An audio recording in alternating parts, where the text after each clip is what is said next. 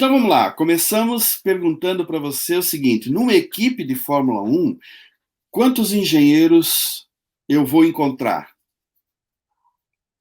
É uma pergunta que, claro, varia de equipe para equipe. A gente teve épocas, eras diferentes, em que provavelmente só tinha um engenheiro, que era o projetista. O restante das pessoas eram mecânicos ou técnicos que acabavam montando o carro de acordo com o projeto desse engenheiro. Né? Mas hoje a gente tem equipes que variam aí. Isso aí, antes do... É bom a gente colocar um parêntese aí, e é um negócio que eu já tinha mencionado na live lá de março. A Fórmula 1 está agora sob a égide de um teto de gastos, para tentar dar uma freada nos gastos, que são sempre crescentes na Fórmula 1. Né? E os orçamentos, que eram de aproximadamente 300 milhões de dólares, foram colocados para até 170 milhões de dólares, o que ainda é muito dinheiro.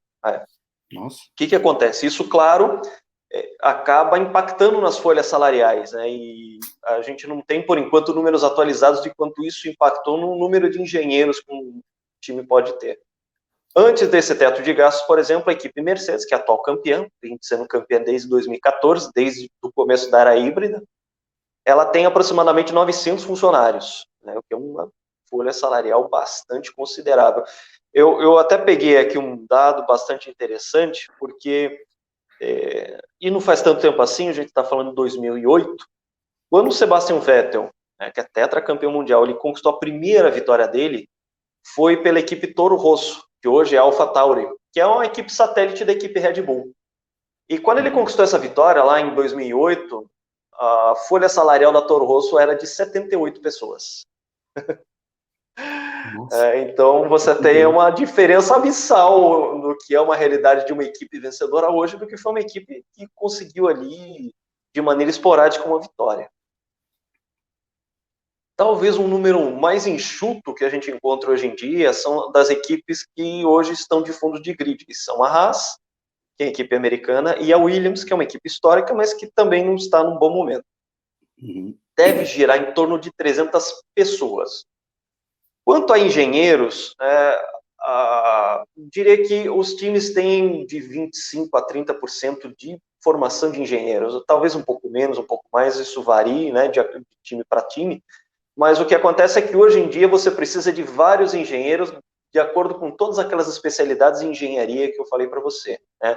Você precisa de um bom engenheiro eletrônico, você precisa de um engenheiro de dados, engenheiro de componentes, você precisa de engenharia de materiais, engenharia de produção, engenharia industrial. Então, todos esses precisam de engenheiros específicos hoje em dia. Os trabalhos da Fórmula 1 ficaram cada vez mais específicos. Né?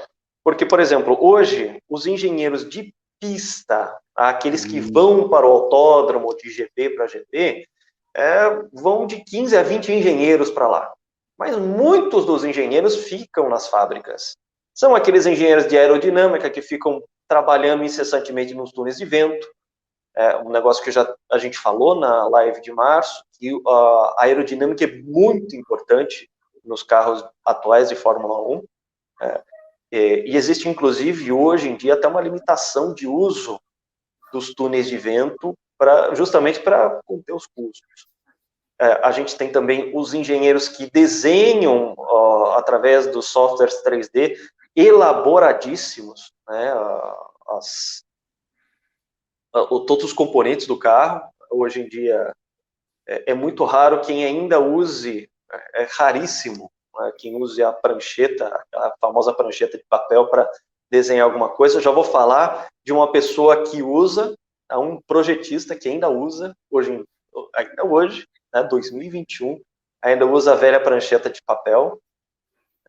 E a situação é mais ou menos essa. A gente tem de 15 a 20...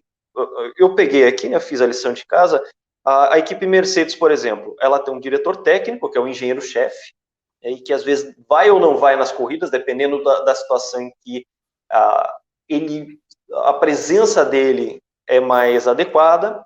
Você tem um diretor de engenharia de pista, que cuida, sim, da operação de todos os engenheiros.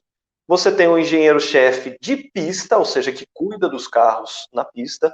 Você tem um estrategista-chefe, e sim, os engenheiros eles são deslocados para as estratégias que vão ser usadas nas corridas, porque elas também são muito importantes. A gente está gravando logo depois do GP da Espanha, de 2021, em que o Lewis Hamilton venceu o Max Verstappen, justamente porque a Mercedes adotou uma estratégia que deixou o Max Verstappen de calça curta. Em um determinado momento, o Lewis Hamilton parou nos pits, pôs pneus novos, com a seguinte mensagem: ou você entra agora, você, Max Verstappen, ou você entra agora nos pits, faz a sua troca de pneus e volta atrás de mim, tá? Porque o Verstappen estava em primeiro. Aí o Lewis Hamilton entrou no box, parou, pôs pneu novo.